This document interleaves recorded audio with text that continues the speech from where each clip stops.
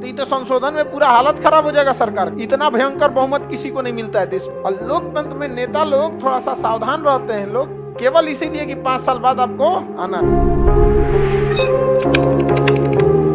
सबसे खतरनाक जो संशोधन होता है वो 2/3 बहुमत यानी 66% प्लस आधा से अधिक स्टेट। कितने स्टेट?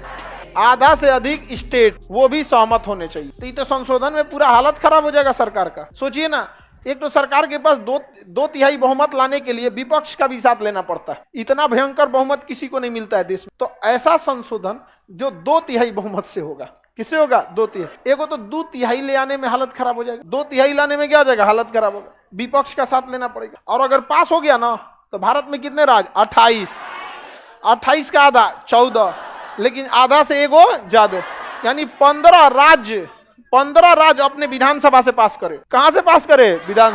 मुख्यमंत्री की अनुमति नहीं, विधानसभा। हालांकि मुख्यमंत्री रेडी तो विधानसभा रेडी। रीजन क्या है कि विधानसभा का लीडर कौन होता है? मुख्यमंत्री। उसका बहुमत है तभी तो सरकार बनाया है। सबसे टफ यही संशोधन होता है। तो इसमें वैसे ही संशोधन को रखा जाता है जो पूरे देश को इफेक्ट डाले। जैसे राष्ट्रपति के निर्वाचन में सुधार। राष्ट्रपति के निर्वाचन में लोकसभा भाग लेती है, राज्यसभा भाग लेती है, राज्यों की विधानसभा भाग लेती है। पता चला संशोधन कर दिया 2/3 से कि लोकसभा राज्यसभा भाग लेगी, अब राज्य भाग नहीं लेगा, तो राज्य चिल्लाएगा, सोच रहा हमसे भी ना पूछे हमको बाहर कर दिया। तो अगर राष्ट्रपति की निर्वाचन प्रणाली में सुधार करना है तो किसे होगा? 2/3। किसे? 2/3 प्लस आधे से अधिक। चुनाव प्रक्रिया में बदलाव करना है। प्रधानमंत्री के चुनाव, लोकसभा का चुनाव, पता चला संशोधन कर दिया कि चुनाव नहीं होगा, जा खत्म, निर्वाचन खत्म। अब लोकसभा की मतलब लोकसभा का कार्यकाल 5 साल की जगह 50 साल होगा। ले सोचा तो नहीं, वोट डाले एक के बार हो गया, काम खत्म, अब ना हट। तो लोकतंत्र में ये जरूरी है। और लोकतंत्र में नेता लोग थोड़ा सा सावधान रहते हैं लोग, केवल इसीलिए कि 5 साल बाद आपको आना है। सोशल मीडिया से कुछ हुआ, बहुत सारी चेंजिंग हुई है, लेकिन एक फायदा ये हुआ है कि नेता लोग जो धौंस दिखाते थे ना, अब नहीं दिखा रहे हैं। अब 4 को सुनाइएगा तो हाँ ठीक है, इशारा करते थे, हटाओ रे एक राय। आगे बढ़े, हाँ बोलिए। हाँ, यूनियन टेरिटरी नहीं, यूनियन टेरिटरी का उतना पावर नहीं होता है। आगे बढ़े, राष्ट्रपति के निर्वाचन या देश के निर्वाचन संबंधी अगर चेंजिंग करना है तो 2/3 पर आधे से अधिक रहा। या कोई ऐसा संशोधन कर रहे हैं जिसमें स्टेट गवर्नमेंट भी क्या हो रही है? प्रभावित हो रही है। तो स्टेट से पूछना पड़ेगा कि नहीं पूछना पड़ेगा? स्टेट से भी पूछना पड़ेगा। स्टेट से जब पूछना पड़ेगा तो यही वाला संशोधन, जैसे टैक्स, जीएसटी। क्या है? जीएसटी। अब जीएसटी में क्या है कि उसमें राज्य सरकार को भी जीएसटी लेना है, केंद्र सरकार को भी लेना है। तो आप ऐसा संशोधन कीजिएगा। आई तो संशोधन नहीं, उसको छोड़ दीजिए, 2/3 बहुमत से पास कर दीजिएगा जीएसटी। नहीं, क्योंकि जीएसटी में स्टेट गवर्नमेंट भी आते हैं, एसजीएसटी भी लगता है और सीजीएसटी भी लगता है। तो जब कभी राज्यों का हित प्रभावित हो तो भी हमें कौन सा संशोधन करना पड़ता है? 2/3 प्लस आधे से अधिक रहा। आधे से अधिक। तो सबसे टफ संशोधन कौन सा होता है? 2/3 प्लस आधे से अधिक राज्य। 2/3 प्लस आधे से अधिक राज्य के सहमति से होने वाला संशोधन। किसी को कोई दिक्कत? हाँ, स्टेट अपने यहाँ साधारण बहुमत से करेगा। 2/3 से जब ये कर देता है तो स्टेट अपने यहाँ क्या करेगा? साधारण बहुमत। बस स्टेट की अनुमति ही लेनी है, तो अनुमति के लिए साधारण बहुमत से स्टेट कर दे। समझ में आ गया कि नहीं? कोई दिक्कत नहीं ना। यूपीपीसीएस का बैच आएगा बाबू, बहुत जल्दी हम लोग लॉन्च कर देंगे। उसका ऑफलाइन क्लास भी रहेगा यूपीपीसीएस का, इलाहाबाद में, प्रयागराज अभी जो है, ठीक है। और बीपीएससी में जो टीचर्स की वैकेंसी है यार, बीपीएससी के थ्रू अब टीचर लोग को ले रहे हैं। तो जितने भविष्य के होने वाले टीचर हैं, आप लोग टेंशन नहीं लीजिएगा, आप लोग का भी बैच आएगा। समझ में आ गया? और पढ़ाना क्या है वो नहीं, सिखाना कैसे है, समझाना कैसे है, वो बात उसमें बताई जाएगी, ठीक है। वो भविष्य की टीचर लोग आएंगे। टीचर का रोल है समझाना, न कि पढ़ाना। पढ़ाने के लिए तो कोई पढ़ा देगा कि देखिए 2-3 तरह का संशोधन, पहला को सुधार, ई दूगो को ऐसे हो गया, खत्म कहानी, पढ़ा दिया, नहीं हो जाएगा। अब बताइए सबसे टफ संशोधन कौन होता है? 2/3 प्लस आधे से अधिक। ये राज्य किस बहुमत से करेंगे? साधारण बहुमत आधे से। इसे कहते हैं साधारण बहुमत, इसे कहते हैं विशेष बहुमत, इसे कहते हैं राज्यों की अनुमति। इसे क्या कहेंगे? राज्यों की अनुमति। तो राज्यों की अनुमति तभी लेंगे जब आप विशेष बहुमत से पास करेंगे। तो इसे विशेष बहुमत के साथ साथ राज्यों की अनुमति। राष्ट्रपति के निर्वाचन बदलना है तो विशेष प्लस राज्य, विशेष प्लस राज्य। निर्वाचन बदलना है तो सुप्रीम कोर्ट में कोई सुधार करना है, न्यायपालिका में, विशेष प्लस राज्य, क्योंकि सुप्रीम कोर्ट सबके लिए है। नहीं समझे, हाई कोर्ट सबके लिए, तो न्यायपालिका में सुधार करना है तो विशेष प्लस राज्य। पता चला संशोधन कर दिए कि जजों की संख्या मतलब, या सुप्रीम कोर्ट को ऐसा पावर कम कर दीजिए, सुप्रीम कोर्ट राष्ट्रपति या प्रधानमंत्री का चुनाव मतलब संबंध में हस्तक्षेप नहीं करेगी। सुप्रीम कोर्ट किस बहुमत से करेंगे? 2/3 प्लस आधे से अधिक। और जब पारित हो जाएगा ना तो सुप्रीम कोर्ट कहेगा कौन ची कोई लो रे हमारा पावर कम करता है, निरस्त। सुप्रीम कोर्ट का तो पावर गजब खतरनाक। इंदिरा गांधी विधेयक लेके गई थी कि राष्ट्रपति जो है प्रधानमंत्री के निर्वाचन में, राष्ट्रपति और प्रधानमंत्री के निर्वाचन में सुप्रीम कोर्ट हस्तक्षेप नहीं करे। संशोधन कर ली ना, तब वो फाड़ दिया सुप्रीम कोर्ट, कर ना हो तो ही हस्तक्षेप हो तो आगे बढ़े। इसमें एक बहुत बड़ा चीज है, मान के चलिए जरा सोचिए, कोई नेता एकदम खतरनाक दिमाग निकाला, उसने संशोधन कर दिया आर्टिकल 368 में, एकरे खत्म कर दिया कहानी खत्म हो जाएगा फिर तो। नहीं समझे वो गाना नहीं, हमको भी गम ने मारा तुमको भी गम ने, इस गम को मार डालो। हाँ, हर सरकार को यही सताता है, यही गम 368, इस गम को मार डालो। मान के चलिए संशोधन करके कह दिया कि 368 खत्म, सारा बवाले खत्म, ही सब सारा बवाल खत्म, संशोधन की जरूरत है नहीं, जो प्रधानमंत्री चाहे वही हो जाएगा। फिर तो पूरा देश की तरह नहीं बल्कि एक डिपार्टमेंट की तरह काम करेगा कि मंत्री जो बोल दिया वही होगा उस डिपार्टमेंट में। देश और डिपार्टमेंट में यही ना अंतर है। अरे गृह विभाग में जो गृह मंत्री बोलेंगे वही होगा, खेल विभाग में जो बोलेंगे वही होगा। तो इससे थोड़ा 368 ले गया तो देश बन जाएगा डिपार्टमेंट, और डिपार्टमेंट का हेड कौन हो जाएगा?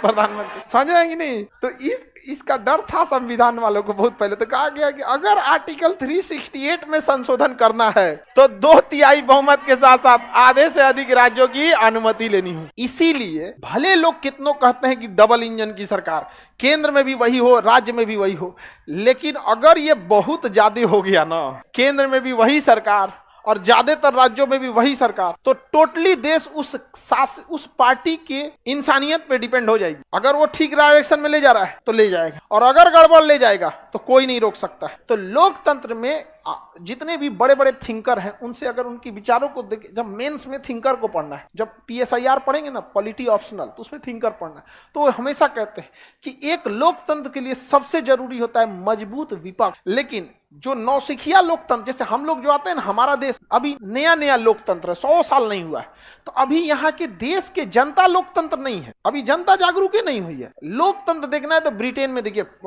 600 साल पुराना लोकतंत्र है, अमेरिका में 400 साल पुराना लोकतंत्र, ये सब पुराने लोकतंत्र है वहां पे। वहां पर उस समय बोरिस जॉनसन थे शायद, जो कोरोना फैला था, तो सर बोरिस जॉनसन लाइन में लग के वैक्सीन लिए थे, तले कोनो वैक्सीन वाला लिया, पिछवा देख लिया तो उनको सुना दिया, तो मेरे mismanagement, due to your mismanagement the spread of corona virus is so high, सुना दिया। तो नहीं, हमारे यहाँ कोई बोले ना, मुखिया को बोलो ना, तुम यहाँ विधायक को ऐसे बोलोगे ना, विधायक जी गड़बड़ है, तले फोसे को मुंह दाबेगा उसका, चलो बाहर जाओ, यहाँ पे बाहर कर देगा आपको, जाओ यहाँ पे। चिल्लाते रहा विधायक जी, हम तो तारीफ कर रहे थे, ना तो जाओ यहाँ पे। तो हमारे यहाँ ऐसा नहीं है, वहां लोकतंत्र बहुत पावरफुल है। तो लोकतंत्र में विपक्ष का मजबूत रहना बहुत जरूरी है। हमारे यहाँ क्या है ना, जब आज से 200 साल बाद देखिएगा, आज तो नहीं, इतना मेच्योरिटी हमारे यहाँ नहीं आई है। हमारे यहाँ के लोकतंत्र में समस्या क्या है कि हम लोग फेवरिज्म में ज्यादा जाते। अगर किसी को कांग्रेस पार्टी पसंद है तो वो कांग्रेस का ही है, अगर किसी को बीजेपी पसंद है तो उसी का है, किसी को जेडीयू है तो वो उसी का है। हमारे यहाँ जो ये पार्टी विशेष वाली जो बातें हैं ना, आप देखिएगा, वो दूसरा नहीं सुन सकता, उसमें अच्छा हो रहा है या खराब हो रहा है उससे मतलब, वो अपने लिए नहीं सोचता है, उसकी पार्टी जीत जाए बस, आड़ में जाए ससुरत नहीं, और उसके बाद रोएगा विकास ना होता है जी, यहाँ सड़क ठीक नहीं है, यहाँ पे उद्योग, अरे तुम अपने लिए कहाँ वोट किया, तुम तो जिसको पसंद कर रहे थे उसको जिता दिए। असली लोकतंत्र में ऐसा नहीं, धीरे धीरे हम लोग के अंदर मेच्योरिटी आई। अब अभी भी देखिए, नेता लोग गांव के लोग को जितना अच्छा से बेवकूफ बना देता है उतना शहर वालों को नहीं बना पाता। नेताओं का एक फेवरेट डायलॉग है, पहली गोली हम खाएंगे, अरे तो दूसरा लोग खाएगा, एक में तुम निपट जाओगे बाकी कौन खाएगा? गाँव वाला पूछ नहीं पाता है सब। गाँव का आदमी को नेता कहता, अरे गाँव पे अत्याचार हुआ है, नहीं होने देंगे, पहला हम आएंगे आगे, अरे सोचा तूने, बाद में वो आएंगे। गांव का आदमी सोचेगा, वाह, अरे आदमी ये चीन का दीवार थोड़ा है कि सब गोली रोक लेगा, लेकिन ना एकदम खुश हो जाता, वाह वाह वाह हम हाँ। आप लोग अब एजुकेट हो रहे हैं, अब ऐसा नहीं होगा, लेकिन अभी भी ना इलेक्शन के टाइम पे ऐसा माहौल कर देता है सब लोग, सब उसी में चले। और भी लोकतंत्र, नौसिखिया लोकतंत्र की एक खराबी क्या है, हम लोग अभी यंग मतलब नए लोकतंत्र में, तो नए लोकतंत्र की एक और खराबी ये है कि हमारे यहाँ चुनने के ऑप्शंस ज्यादा नहीं। आप देखिएगा आपके यहाँ जो विधायक जी खड़ा होते हो 4-5 आदमी खड़ा होता हो और पिछले 15-20 साल से वही खड़े हो रहे हैं। आप देखिएगा ऑप्शन ही नहीं है, समझा? अच्छा, ऑप्शन धीरे धीरे जब लोग का एजुकेशन आएगा तो क्वालिटी बेस्ड देखेंगे। तो उसमें कोई पढ़ा लिखा इंसान इसलिए नहीं आता है कि इतना ना नौटंकी कर देता है सब, इतना पैसा वैसा के बाद ऐसा माहौल कर देगा कि आप वहां जाइएगा तो अपने आप को खराब महसूस कीजिएगा। वहां पर अजीब टाइप का, यहाँ पे जैसे कोई ट्रेन में घुस जाए, आप पूरा नेता पोटा कुछ काज का करके बैठ जाए एक जगह, आप बैठिएगा बगल में, तो ऐसा करता है सब ना। आप ऐसे सोचिए, ऐसे कोई अच्छा आदमी, कोई डॉक्टर है, ठीक है, कोई बहुत बेहतरीन डॉक्टर है, बहुत लोगों का इलाज किया, सब कुछ किया, बाई दी वे उसको लगा कि नहीं, उसने पढ़ लिया और अस्तु को, प्लेटो को, कि पढ़े लिखे लोगों को राजनीति में शामिल होना चाहिए। और अब वो राजनीति में आएगा